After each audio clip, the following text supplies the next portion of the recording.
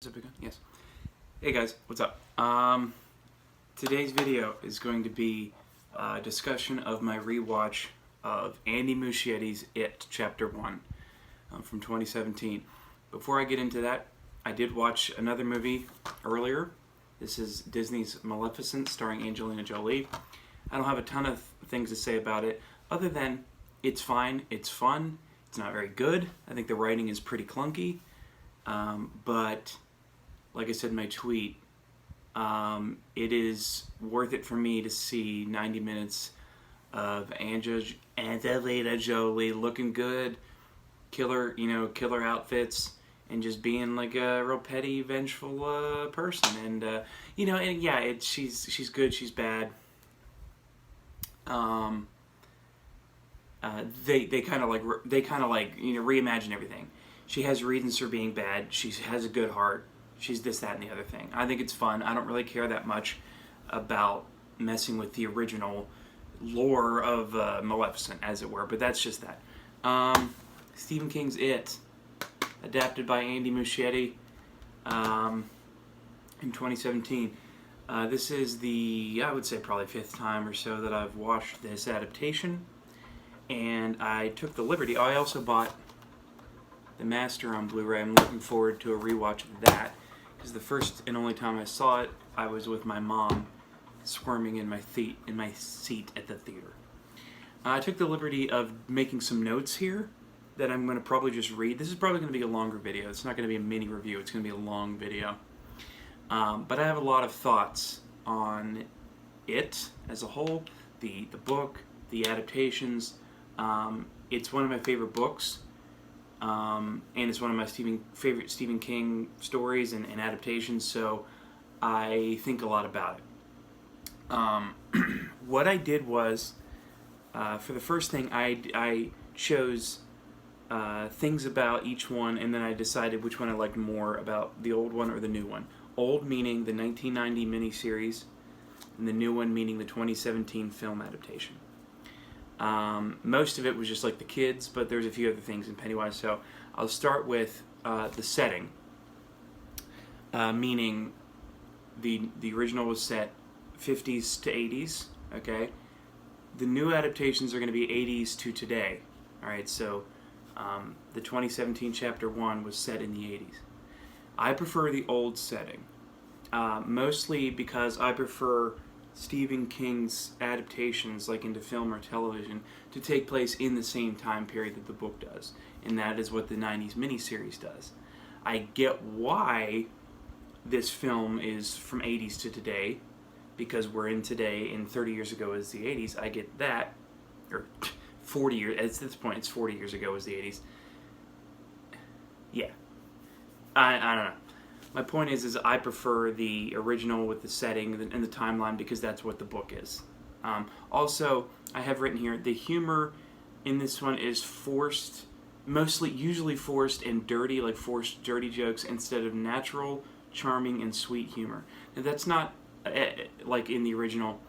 Now that is a generalization. That's a generalization. It's not the case the whole time. I also wrote the group in the new one is more cynical and snarky instead of empathetic and supportive. Now they grow to be empathetic and supportive, but I feel like in the 90s this group is empathetic and supportive from jump. They're more open and accepting of each other from jump. Again, that is a generalization. It's not true across the board. That's just kind of how I feel. So setting goes to the old one. Before I get to the kids, I'll do the other ones. Georgie. I picked the new Georgie. He's in it more because and he actually gets his arm ripped off. I like that. I think that kid is a good actor because he comes up at other points during the runtime of the film. He's dead, but he's being used by Pennywise to kind of taunt Bill, and I think there's some really good stuff from that young actor, so I picked new there. Henry and crew, I just kind of lumped them all together. I like the old one better. There's not a huge gap in my preference there. I just honestly think that Henry and his crew in the 2017 film are kind of boring and not very good. I think the actor who plays Henry doesn't do a very good job. I think they dropped the ball with, I mean, it's a longer run time. They could have fleshed out his crew members a little bit more, like Patrick Hockstetter. I mean, you've got a hard R here. You could have gone deep into Patrick Hockstetter's madness, and they didn't do that. It's not like I love the original Henry and crew. They were just your typical 50s greasers in the 90s miniseries. But the racism against Mike is there in both accounts. They're actually throwing the N-word out there in the 90s one, which kind of surprised me when I first watched it. So yeah, Henry and crew, I give it to the old. I'll save Pennywise for last because he's the biggest one. Alright, so Bill Denbrough, played by Jonathan Brandis, and Jaden Martell. He's now called Martell. He used to be called Jaden Lieberher. I prefer the old one. I prefer Jonathan Brandis, which kind of surprised me because I liked Jaden Martell / Lieberher in Midnight Special, the Ben Nichols film. Liked him a lot, but he, I think, mostly sleepwalks through this movie. He has some good moments, but Brandis really cranks it out of the park in the 90s miniseries, and much more natural to me, so I prefer the old Bill. Mike Hanlon, I prefer the old one, the miniseries in that one too. Mostly because in this new movie they butcher his backstory and they give his historian role. He is the historian of the Losers Club. They give that to Ben. He's not the historian anymore. He's the outsider. All right, I get it. He is an outsider because he doesn't live right in Derry, and he's an African American in a time, especially in the 50s, when there was a lot of hostility and it was more rampant. And I have nothing against Chosen Jacobs, who plays him in the new one, but I just think that they really butchered his character and hamstrung that character. So I prefer the old Mike. He's much more charming. He has actually things to do. Richie Tozier. I allowed myself to have a wash category. There's two things that I called him a wash, which means I'm not going to choose. I think they're both good, equally good. And I'm actually, if you may be surprised, I'm choosing wash for Richie Tozier. You have Seth Green in the miniseries. You have Finn Wolfhard from Stranger Things in the new one. They're both obnoxious. Let's just get that out of the way. But I'm more charmed by Seth Green's Richie's obnoxiousness than I am by Finn Wolfhard, because some of it's just like, now shut up, Richie. And that's kind of what they're supposed to say. You know, the group is saying that. Shut up, Richie. You know, you're not helping right now, Richie. Shut up. You're annoying. But I liked Seth. You could just see, I don't know. But I'm not saying I liked Seth more. I like them both equally. So Seth and Finn Wolfhard, I have a wash on that one. Beverly Marsh, I like the new one better. I think Sophia Lillis is a great actor. The original Bev is a little kind of goofy, and this kind of that's that and the other thing. I think she's one of the strongest, if not the strongest, actor in that group of young kids. So Sophia Lillis really, I'm not saying anything negative about the actress in the original, but she's just better. Sophia Lillis is just a better actor all the way around. Ben Hanscom, I prefer the old one. He is, again, a little bit more natural, a little bit more sweet.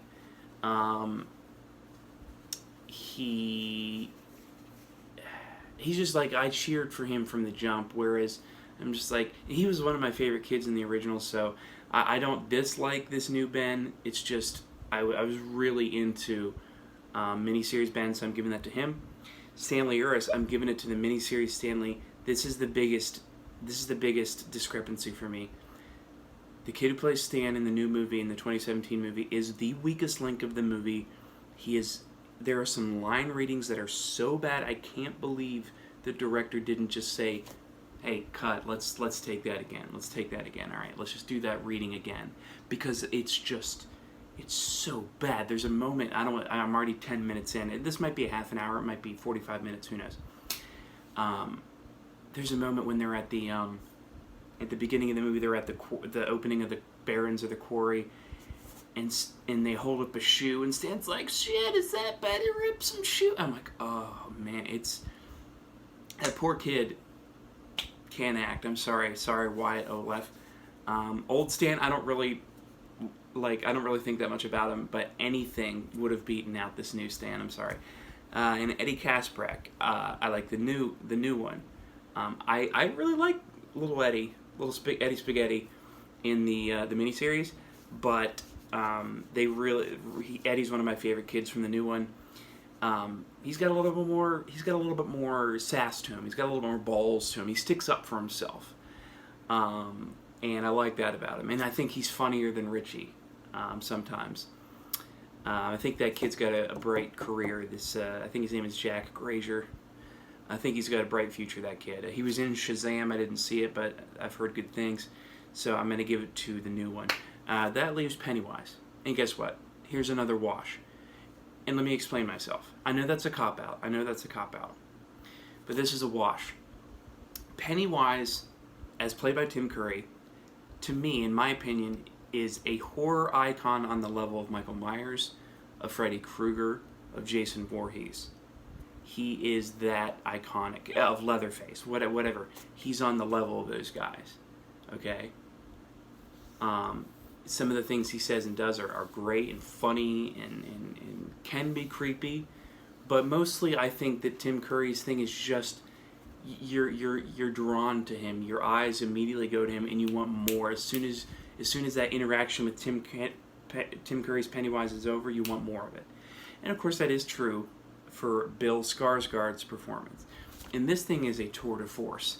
This thing, honestly, dude could have been nominated for supporting actor. I know that there's not a lot of respect for horror typically in the Academy, and this is a big, dumb, R-rated horror movie at the end of the day. But Bill Skarsgård went for it every moment that he was on the screen, physically, facial acting, verbal acting. When he's given lines, he did an amazing thing, and most of it was done by him. There was some CG when he's opening his mouth and biting, but Bill Skarsgård did a lot of that stuff. The eyes, the voice, it's really amazing to watch. So if you're talking about like the amount of effort that went in, I mean, Skarsgård way up here, but I can't just cast off Tim Curry like that. I love Tim Curry stuff that he does. The Prince Albert in a Can, all that stuff. It's a wash. So overall, 6 old, 2 new, 2 wash. So we can just take one from each off since there's 2 wash. So it's basically 5 to 1 old. Okay. So that means I much prefer the old, the miniseries. And I do. I don't dislike this movie. In fact, I like a lot about it. But there are some things that I have problems with. And I just prefer, if you said you can only have one adaptation for the rest of your life. As far as, the kid parts, I'm going 90s miniseries. Now, this is it's kind of messy here because we are getting Chapter 2 with a lot of the adults, with the adults in a couple of days. So I kind of have to factor that in once I watch it, because that's not the complete story. It's Chapter 1 from 2017 is just half the story, but that half of the story from it Chapter 1, I preferred that part of the story more in the 90s miniseries, and we'll see how I feel about the adult portion. Now, the other thing I did with my notes, and this is going to take some time here, is I wrote things as the movie was going on, so they're roughly in chronological order of them happening in the movie, and they're positives and negatives. So, a thing I wanted to praise about the movie and a thing I wanted to complain about in the movie. So let's get started, because I'm already 15 minutes in. Positive, the Flute Lady painting. I think it's cool and creepy, and it's heavily inspired by the art of Amedeo Modigliani, who was the inspiration for one of my favorite songs of all time, Modigliani, Lost in Your Eyes with Book of Love. So I thought that was cool. Negative, the obvious fat suit on Eddie's mom. They couldn't have just cast a fat actress. I don't know. That was weird. Positive, the creepy old lady shelving books at the library. One of my favorite moments in the entire movie one of the creepiest moments in the entire movie. Love it. Positive. I like how the TV programs are being like influenced by Pennywise. Throughout the movie, you can just kind of like either watch or overhear TV shows, and there's little subtle little things in there, ranging from subtle to oblivious or obvious, of the town being under the spell of Pennywise, and the TV programs reflect that, and I think it's cool. This is a silly negative. All the boys have the exact same underpants on at the quarry. Look, I know we all wore tidy whities when we were young, but they were like the exact same brand. They were all wearing them. It's like you couldn't throw like a pair of, I don't know, blue boxers on one of those kids. It just looked a little goofy. Positive, all the turtle refs. For instance, when they jump in the water at the quarry, somebody says, "Ooh, a turtle just touched my foot," or something. And then there's the Lego turtle in Georgie's bedroom later on in the movie, and of course all that is a reference to the cosmic turtle, the godlike creature that helps them defeat Pennywise the second time around, and I don't know if we're going to see that in Chapter 2, but I think we may.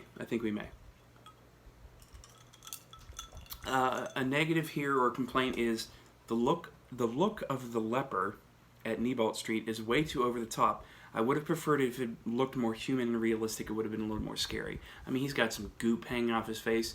I just think it would have been interesting if it had looked more human, like a sick human, and this person just looked like a Halloween mask, as far as I was concerned.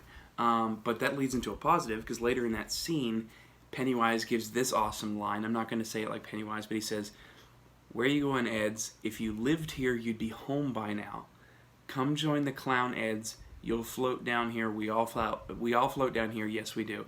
Of course, Skarsgård does better than I do. I just love the line, "If you lived here, you'd be home by now." I think that's really cool and slightly creepy. Here's a complaint. Georgie's death was certain in the original. In the new movie, it's played as almost a mystery until the end of the film.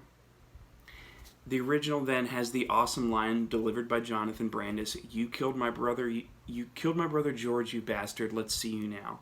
Because in the movie, Bill is like, "Oh, Georgie's missing. He's not dead. Take it back. Georgie's missing." But we know Georgie's dead from jump. Georgie is dead. And I think it's because he was left in the street dead by Pennywise, whereas he's taken into the sewer. Correct me if I'm wrong. The two people that are watching this. My mom, I think, and Nick Shervanack are the two people that watch these with any regularity. A positive, Pennywise taunting Bill with Georgie in the basement scene, almost like he's using him as a puppet. He's like, "You'll float too," and then he slams the body into the water and then runs at him. I thought that was cool. Another positive, The Cure, 6 different ways being used in the bathroom cleaning montage. I just had to give a shout out to that because I love The Cure. Another positive, it just says, "Pennywise eating that hand." Whenever the bullies, Henry and the gang, are making Mike, like pushing Mike's face into the meat, he just looks over and Pennywise is like eating a hand and waving it at that Mike, or the arm. I thought that was cool. A negative, the rock fight was too goofy with the rock song soundtrack and the slow-mo sequences instead of apocalyptic as the book described. The miniseries captured the feeling much better. A random positive, Richie playing that dude's trumpet in the parade. I thought that was really funny. He's just like... Another positive, Pennywise in the projector scene, Chef's Kiss. Specifically, it's the mom with the windblown hair, and then it slowly looks up. The photo is just snapping, and it's Pennywise. But at the same time, negative, it's another instance of Pennywise screaming and running at the kids and then disappearing. This happens several times throughout the movie, including in the basement. And I wish that Pennywise was a little bit more verbal in his menace. So there's that. Positive, Bill's speech outside the Neibolt house, specifically the line, "Walking into this house for me is easier than walking into my own." That was, I was talking about how Jaden Martell wasn't very good in this movie, but that was his finest moment there. A positive, the Richie's Freezes shirt. Richie's wearing a shirt that says Freezes. It is a real now defunct department store from Bangor, Maine. And it's also a store in Derry where he runs into in the book to get away from Henry. So I thought that was a cool reference. This is a long one, a long positive. Pretty much anything and everything that happens in the first Neibolt visit is dope, but here's some specific things. Richie in the room full of clowns, including the Tim Curry reference. However, once again, Penny just runs at him and goes away, like I was saying before. Pennywise unfolds from the refrigerator, dance walks towards Eddie, mocking the asthma and pretending like he's going to bite him while he's mocking his crying. All of that top-notch stuff. I love it. Love it. Chef's kiss. Then he overhears Bill talking about, he's like, Richie, none of this is real. So he says to Bill, this isn't real enough for you, Billy. I'm not real enough for you, feigning being like offended by it. And then he says it was real enough for Georgie. Again, love it. This is why I love the verbal taunting Pennywise the most. When he's talking to them, when he's saying what he wants to do to them or mocking them. That's my favorite Pennywise. I like Bev driving the fireplace poker through his head because it's an actual conclusion to an interaction with Penny and giving him a reason to go away. All right, he's slightly injured, so he kind of has to retreat into the well. Like that's a reason for Penny to leave that interaction. All right, a lot of other times he just stops or a door slams and he doesn't exist anymore. And I guess that is a form of taunting and menace, but it's done a little bit too many times, I think. Positive. One bright spot for the Henry character is when he kills his dad with the TV show egging him on. That leads into that references what I was talking about before with the TV programs in the town being under his influence. And they're chanting, kill him, kill them all, and he kills his dad like he does in the book. I think he kills his dad in the book. I like the deviation from the book with Bev killing her dad because, let's face it, the dude deserved it several times over. I mean, Bev's dad, through all iterations of this story, is different levels of inappropriate with her. And in the movie, they go a little bit further with his kind of sexual deviance, like the book does. The miniseries kind of shies away from it. I mean, let's face it, it was aired on ABC. They couldn't do a lot, except say the N-word. But in this movie, it's pretty obvious that this guy is a pervert, like a full-on deviant, and she kills him, and it's good. This one's a little 50-50. It says, I'm torn on Bev getting taken to the sewers by Penny instead of choosing to go by her own free will because it takes away her agency. Now, I don't know exactly why the kids go down in the sewer again. No, check that. The kids go down in the sewer in the book/miniseries because they realize that's Penny's lair, so they want to go after him. But in this one, the movie needed something to unite the boys because they had all fought and inspire them to go back to the house, so I get it. Bev is also at her most vulnerable after killing her dad. He takes her right afterwards, so it makes sense that Penny could get at her for that. So again, I don't like it. I wish they found a different way because I want Bev to have agency there. Okay, because she's like, her and Bill kind of take turns being the ones keeping this group afloat and kicking them in the butt to like figure this shit out. So it kind of takes away her agency a little bit. A positive. Eddie changing loser into lover on his cast. I love that. It's one little second thing, but it's cute. And honestly, it's become almost an iconic image. I've seen tattoos. People have tattoos of that, t-shirts, all this stuff. So I think that's become like a pretty big iconic image from this film. I mean, this movie's pretty huge. It was. And I think this next one's going to be just as huge. Financially and like just like pop culture wise. The placebo gazebo bullshit joke still hits when Eddie's yelling at his mom about his pills being placebos, but he says gazebos instead. Love it. In the sewer, Bev tells Penny she's not afraid of him, and then he smells her to like check, and he like shakes his head and he's mad because she's right. She's not afraid. She's telling the truth. I think that's a cool moment. A little bit of a negative. Ben gets Beverly out of the deadlights by kissing her. WTF. Talk about some Sleeping Beauty shit. I mean, I was just watching Maleficent, which I like about Maleficent that they don't have Prince Philip or whoever he is be the one to wake her up. It's Maleficent. It's True Love's kiss. She kisses her on the forehead because she's grown to care for Aurora. This is so off topic. But Maleficent has grown to care for Aurora and kisses her on the forehead, realizing she's done something horrible, and that's what brings Aurora back. Anyways, positive. Richie's "I gotta kill this fucking clown" speech still slaps.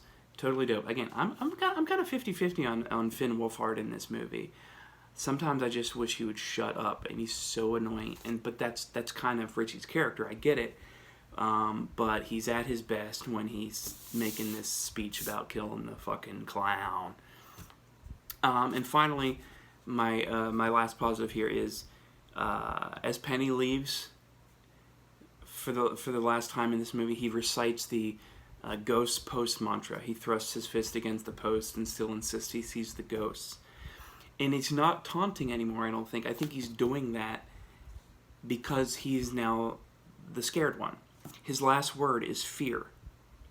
Because he feeds on fear. And the kids aren't scared anymore. They're reunited. They're strong. They believe in each other. They're fighting for each other. So he can't get them. And Bill says, you're the one who's scared now. That's why you couldn't kill Beverly. That's why you can't kill us. Because we are together and we're not scared. And I think that's really cool. And that's the whole point of the movie, why he wrote the book, is facing your fears. Being there for each other. Friendship, loyalty, love conquers your fear. That's the very general message of this book in this movie. So I'm at about a half an hour now. That's my notes. When I first watched this movie, like the first night in theaters, I was super high on it. I said it's the quintessential. It's the essential adaptation of this work. Well, that can't be true because it's only halfway done, first of all. And second of all, I think that the miniseries captures the feel and the tone, for me, of the book better. So yes, while I do like the 90s miniseries better, I prefer it, I like them both. And I cherish them both, and I will continue to watch and appreciate them both. And I really hope that It Chapter 2 lands for me a little bit more than It Chapter 1. Even though, again, I keep saying it sounds like I'm down on it, and I've soured on it in that I am back onto the 90s miniseries being my favorite, my preference, but I do like it a lot. There's a lot of good in here. And I mean, even if it was like even worse, but we still got Bill Skarsgård's Pennywise, it would all be worth it. He is amazing, and I just wish he could have twice as many scenes. And again, I wish he had twice as much dialogue. That's my favorite Pennywise, is the verbal dialogue, the verbal Penny. Give me verbal Penny. All right, that's my platform in 2020. Verbal Penny 2020. So that's my not so mini review of It Chapter 1 from 2017, and you'll probably hear from me again in a few days after watching It Chapter 2. Thank you very much.